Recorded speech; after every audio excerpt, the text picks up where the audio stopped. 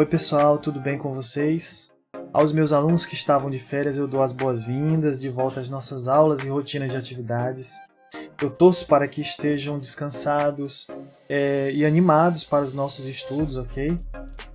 E quanto à aula de hoje, nós vamos estudar sobre a colonização espanhola na América, beleza? Eu vou tentar condensar o máximo possível, especificamente esse processo de chegada e dominação espanhola nas Américas, ok? Então, esse processo tem início no ano de 492 com a chegada de Cristóvão Colombo à América, mais precisamente na ilha de Guanahani, nas Bahamas, ou seja, as primeiras ocupações espanholas se deram nas ilhas do Caribe. Muito bem, inicialmente é preciso fazer uma ressalva sobre o termo descobrimento.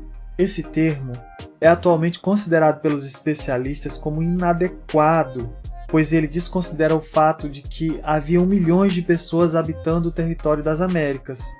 Então ele caiu praticamente em desuso, ok?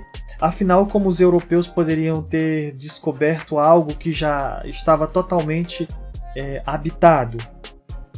É como se uma pessoa chegasse em sua casa e ignorasse o fato de que tem você e sua família morando lá e dissesse que descobriu uma casa, um lugar novo, ok? Isso não pode, não faz sentido. Então, desconsidere o termo descobrimento. O que houve foi a chegada, utilizamos normalmente a chegada dos europeus. Chegaram e dominaram os povos nativos das Américas, ok? Muito bem. Depois do primeiro encontro pacífico entre os indígenas que viviam nas ilhas do Caribe e os espanhóis, as relações tornaram-se bastante violentas, chegando ao ponto de dizimar alguns povos indígenas que reagiram com firmeza à ocupação espanhola, como o povo Caraíba. Quanto aos demais nativos, chegaram perto da extinção pelas guerras ou pelo trabalho forçado.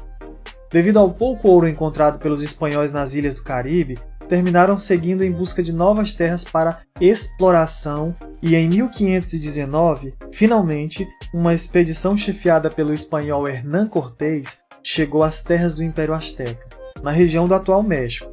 Composto por importantes centros políticos, Texcoco, Tlacopan e Tenochtitlán, o Império Azteca era um exemplo de civilização e desenvolvimento social e político do chamado Novo Mundo, o que torna ainda mais injustificado o desrespeito, truculência, o massacre e subjugo dos povos nativos da América. Considerando que, entre os argumentos do processo de colonização, assim como espalhar a fé cristã, o de levar o progresso e civilização aos povos considerados não civilizados e subdesenvolvidos tecnologicamente.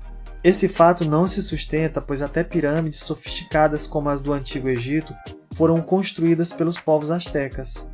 Essa expedição espanhola passou por terras ocupadas pelos povos tlaxcaltecas, que eram dominados pelos mexicas, e essa rivalidade entre esses dois povos, assim como também dos mexicas e outros povos que viviam na região, e ainda os tarascos, os tlatelolcas, que eram antigas, terminaram favorecendo os espanhóis, que se aproveitaram dessa rivalidade para usar o apoio dos nativos na sua própria dominação ao incentivarem a tomada do Império Azteca. Isso se deu da seguinte maneira: para se libertar da dominação dos astecas, os tlaxcaltecas aliaram-se aos espanhóis e os acompanharam até Tenochtitlán, a capital mexica, e em novembro de 1519, os espanhóis entraram em Tenochtitlán, onde foram recebidos pelo imperador Montezuma e alguns membros da nobreza.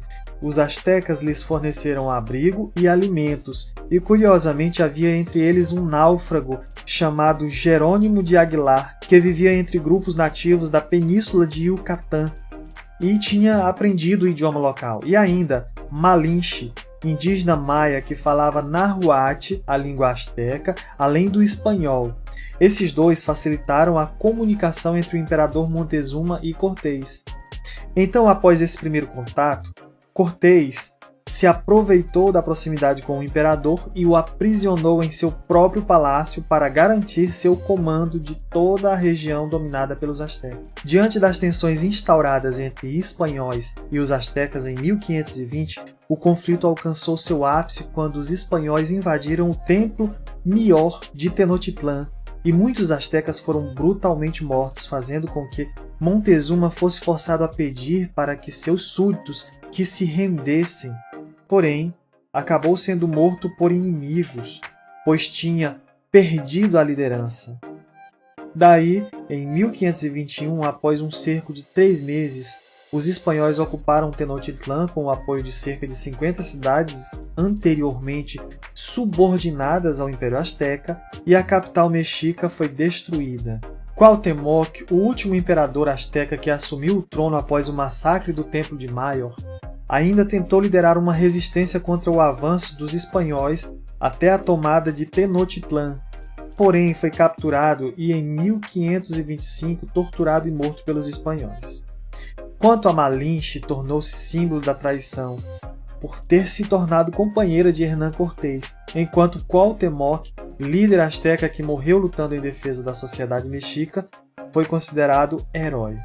Um dos pontos mais controversos e analisados nesse processo de dominação e ocupação das Américas pelos espanhóis é o papel das armas no conflito. Afinal, fica difícil explicar como um pequeno grupo de europeus conseguiram dominar milhões de nativos indígenas e centenas de soldados que defendiam os impérios pré-colombianos, a não ser pela superioridade das armas que dispunham os europeus em relação às armas rústicas dos indígenas. E para piorar, muitos acreditam que havia uma crença da chegada de deuses para salvar o povo, para a redenção, enfim. E com a chegada dos espanhóis em grandes caravelas, vestidos em armaduras de ferro, enfim, tudo isso terminou causando uma impressão muito impactante nos nativos. Então, essa crença nativa terminou facilitando o processo de dominação, afinal, eram coisas nunca vistas pelos indígenas. O barulho das armas de fogo usadas pelos conquistadores, espadas de aço que são metal mais resistente e até os cavalos que os nativos nunca tinham visto. E ainda, outro fator marcante desse contato dos indígenas com os europeus foi o fator biológico, pois os nativos não tinham imunidade para combater as doenças trazidas pelos europeus, como a própria varíola. E isso foi uma arma natural que pesou em favor dos espanhóis nesse processo de dominação.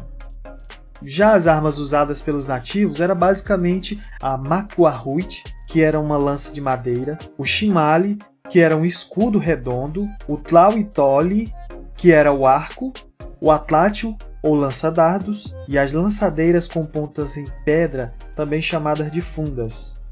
Então, nitidamente é notória a grande desvantagem dos nativos em relação às armas utilizadas pelos europeus. E tudo isso conspirou para o processo de massacre e dominação dos povos nativos. As conquistas espanholas também tiveram um papel marcante na América do Sul. No início do século XVI, quando alcançaram os domínios do Império Inca, que se estendia da fronteira sul da atual Colômbia até o norte das regiões sul do Chile e da Argentina, e nesse caso, terminaram alcançando as tão sonhadas riquezas minerais que tanto buscavam. Afinal, as riquezas de ouro incas eram muito famosas mesmo naquela época, de modo que fica fácil compreender como os espanhóis souberam dessas informações. Então, de 1524 a 1528, as expedições de Francisco Pizarro e Diego de Almagro aproximaram-se do Império Inca, porém recuaram diante do grande número de nativos, e para conseguir recursos necessários para a conquista, Pizarro viajou à Espanha em 1528, solicitando a autorização do rei para a conquista do território mais tarde conhecido como Peru. Quando os espanhóis se preparavam para atacar, havia uma disputa pelo poder entre os filhos do recém-falecido imperador Sapa-Inpa Huayna Cápac, e essa disputa entre seus filhos Huáscar e Atahualpa acabou dividindo o Império Inca entre Huáscar, que tinha sua sede em Cusco, e Atahualpa, estabelecido em Quito. Os generais de Atahualpa derrotaram Huáscar e unificaram o Império Inca novamente. Porém, uma crise enfraqueceu os Incas, favorecendo as revoltas de povos dominados por eles. Então, Francisco Pizarro aportou em maio de 1532 com 3 navios e cerca de 200 soldados no noroeste do Peru. E apesar do primeiro encontro pacífico com o imperador, logo em seguida, os espanhóis atacaram os Incas e prenderam Atahualpa, que foi executado em 1533, quando os espanhóis avançaram para o sul e tomaram a capital inca, Cusco, onde 2 anos depois fundaram Lima, a atual capital do Peru. Apesar de ainda ter havido resistência indígena à cristianização por quase 4 décadas, como o movimento de Taquiongói, muitos povos dominados pelos incas viam os espanhóis como libertadores e se aliaram a eles, facilitando o processo de dominação. Pois é, curiosamente, mais um caso de oprimidos aliando-se a seus opressores. E assim, deu-se o processo inicial de colonização espanhola nas Américas, ok?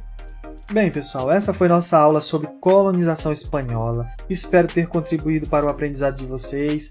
Hoje eu estou adaptando aqui, eu vou utilizar esse novo cenário aqui mesmo, sentado, mais confortável, como vocês estão vendo, né?